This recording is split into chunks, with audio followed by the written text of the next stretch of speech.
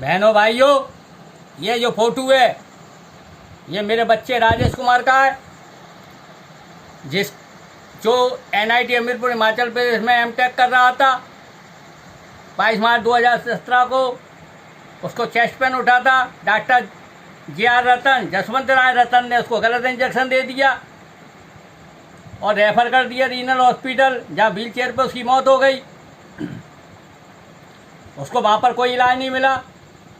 बाद में नाटक इलाज का किया गया। इसके सबूत मेरे पास हैं।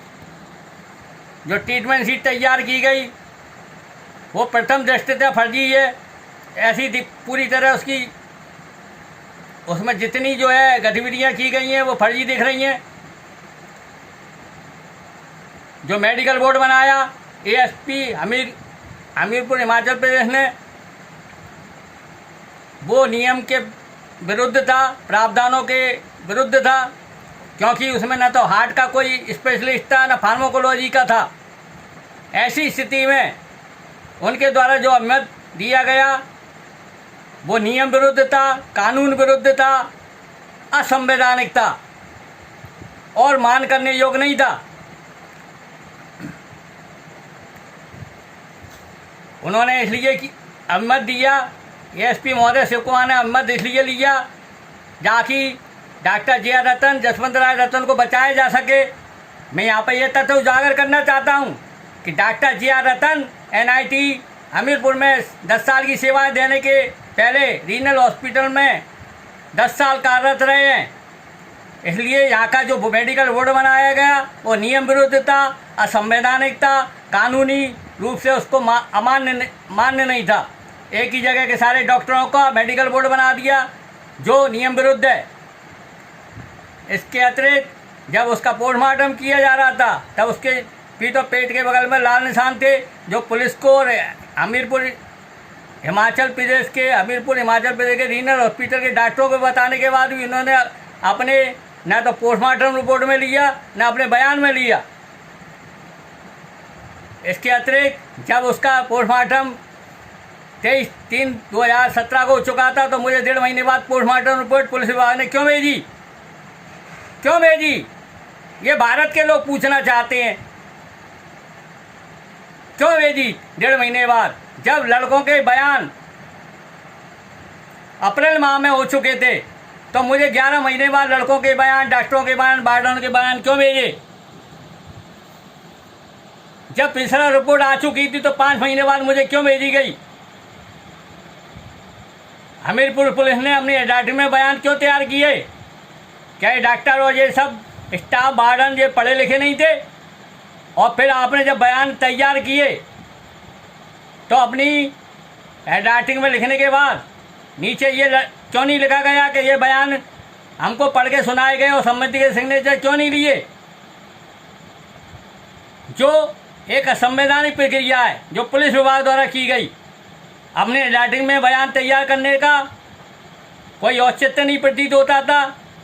जो अपनी अथॉरिटी में ने बयान तैयार किए पुलिस विभाग ने, उससे साफ जाहिर होता है कि जितने भी बयान तैयार किए गए उस समय इन बयान देने वालों लोगों की, जिसमें सौरभ, वार्डन, प्रवीण कुमार उपस्थित नहीं थे, क्योंकि इनके द्वारा जो बयान तैयार किए गए हैं उसमें इलेक्ट्रॉनिक्स के छात्र को सिविल का छात्र बताया गया 2 बार। इससे ये स्पष्ट होता है कि ये छात्र बयान देते समय पुलिस के सामने उपस्थित नहीं थे।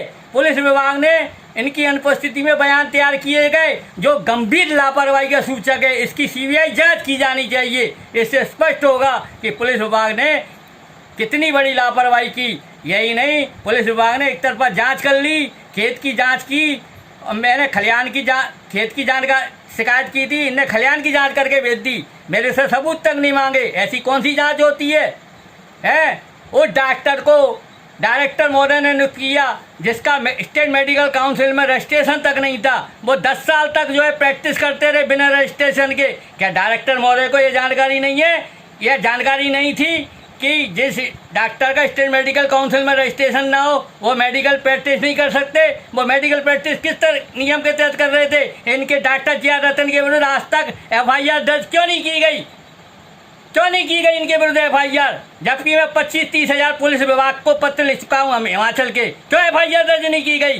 क्यों लापरवाही की जा रही है क्षेत्र में, जबकि मैं सबूत भेज चुका हूँ बार बार है। यही नहीं, 72 साल के डॉक्टर को, जिसका न दिमाग चलता था, न शरीर चलता था, न ज्ञान अपडेट था, उसको नियुक्ति किस लिए दी गई? मैं डॉक्टर महोदय से पूछना चाहता हूँ, आपके ऊपर क्या दबाव था? आपको किसके सहारे पर इनको बार बार नौकरी दी जा रही थी? आपने कब एडवर्टाइजमेंट की नियुक्ति, डॉक्टरों की नियुक्ति के लिए निकाले? कब आपने रोजगार कार्यालय के मार्फत से नियुक्ति के लिए आवेदन भेजा डॉक्टरों के लिए? क्यों नहीं भेजा? तो एक डॉक्टर 2 जगह से, एक जगह से पेंशन और एक जगह से वेतन किस नियम के तहत प्राप्त कर रहा था? है, आपको इतनी जानकारी नहीं थी? मैं तो कहता हूँ इसकी जांच करके अगर नियुक्ति में घपला पाया जाए तो डायरेक्टर के विरुद्ध भी FIR दर्ज की जाए, जो प्रथम दृष्टया ऐसा प्रतीत हो रहा है कि भारी लापरवाही डायरेक्टर महोदय NIT हमीरपुर हिमाचल प्रदेश ने की है। इन डॉक्टर जसवंत राय रतन की नियुक्ति की पूरी CBI इंक्वायरी कराई जाए, उस जांच में मुझे शामिल किया जाए, और अगर ये दोषी पाए जाते हैं डायरेक्टर महोदय तो इनके विरुद्ध भी FIR दर्ज की जाए। कितनी घोर लापरवाही है कि जिस डॉक्टर का रजिस्ट्रेशन तक नहीं है उसको डायरेक्टर महोदय नियुक्त कर रहे हैं, अंदर कमेटी बना के नियुक्ति दे रहे हैं। कौन सा नियम है अंदर नियुक्ति प्रदान करने का? क्या डॉक्टर JR रतन से योग्य कोई डॉक्टर नहीं मिला? मेरे को तो कहते हुए अत्यंत खेद का विषय ये है कि अभी भी 65 साल से ऊपर की उम्र दराज, जिनका न शरीर चलता है, न ज्ञान अपडेट है, न उनका दिमाग चलता है, ऐसे डॉक्टरों को नियुक्त कर रखा है। क्यों डॉक्टरों ने की नियुक्ति जरूरी है? क्या मेडिकल हॉस्पिटल में जरूरी थे? NIT में जरूरी है? भाई, हार्ट की प्राइमरी लेवल की दवाइयाँ नहीं थी जो मेरे पे RTI के तहत प्राप्त हुआ है। हार्ट की प्राइमरी लेवल की दवाइयाँ नहीं थी 2017 की स्थिति में।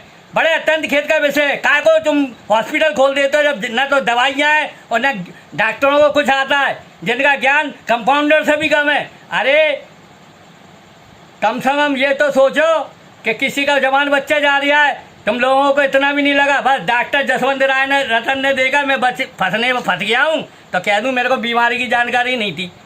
अरे तुम्हें बीमारी की जानकारी थी कि नहीं थी? थोड़ा रुक जाओ, अभी पूरी जानकारी तुम्हें हो जाएगी और ऐसी जानकारी करा दूंगा, ये मेरा वादा है। क्या फिर तुम्हें जानकारी की कोई ज़रूरत नहीं पड़ेगी ज़िंदगी में? है, तुमने जहर का इंजेक्शन लगा दिया। जिस बीमारी को रोकने के लिए तुम्हें कुछ दवाई देनी चाहिए थी, तुमने उसको बढ़ाने वाली दवाई लगा दी। क्या आता था तुम्हें? है, डॉक्टर महोदय ने तुम्हें किसके सहारे पे, किसके दबाव में नियुक्ति दी, ये मैं जानना चाहता हूँ, मेरा भारत जानना चाहता है। और राष्ट्रपति महोदय से मैं ये निवेदन करना चाहूँगा, इस केस की CBI जांच के आदेश जारी करें, नहीं तो मेरे परिवार के संग कभी भी कोई हादसा घटा, समस्त दायित्व हिमाचल शासन एवं प्रशासन का होगा। ये मैं खुलेआम डंके की चोट पे कह रहा हूँ। और इस प्रकार के वीडियो लगातार डाले जाएंगे जिसकी पूरी जिम्मेदारी हिमाचल के शासन एवं प्रशासन की होगी। मुझे अत्यंत खेद का विषय ये कहते हुए होता है कि 25-25 हज़ार पत्र डालने के बाद, 25-25 हज़ार पत्र लिखने के बाद भी हिमाचल शासन प्रशासन ने कोई कार्रवाई नहीं की है। सेंट्रल के मिनिस्टर मोदी से लेके गृह मंत्री राजनाथ सिंह और P जावड़ेकर और फलाने सबको पत्र लिखे, सबको निवेदन किया, किसी ने कोई कार्रवाई नहीं की है। बातें सबको बड़ी बड़ी करनी आती है लेकिन कार्रवाई करनी नहीं आती, क्योंकि बच्चा तो मेरा गया है ना, इन लोगों का बच्चा नहीं गया। जवान बच्चा जाता, कलेजा जाता, श्रीमान जी, कलेजा फट जाता, दिमाग फट जाता, आदमी की नींद खुल जाती है, समझे। मैंने उस बच्चे को कैसे कैसे पढ़ाया, कितना कितना पैसा खर्च करा, बाहर रह के पढ़ाया। क्या आपको इस बात का ज्ञान जरा भी है? क्या आपने लीपा पोती और ये फलाना मेडिकल बोर्ड और फलाना का मत भेज दिया? अरे अब मत तो मैं प्रस्तुत करूँगा आपको, अभी रुक जाओ, बस अब सीमा अब समाप्त होने वाली है, अभी तुम इंतज़ार कर लो बस।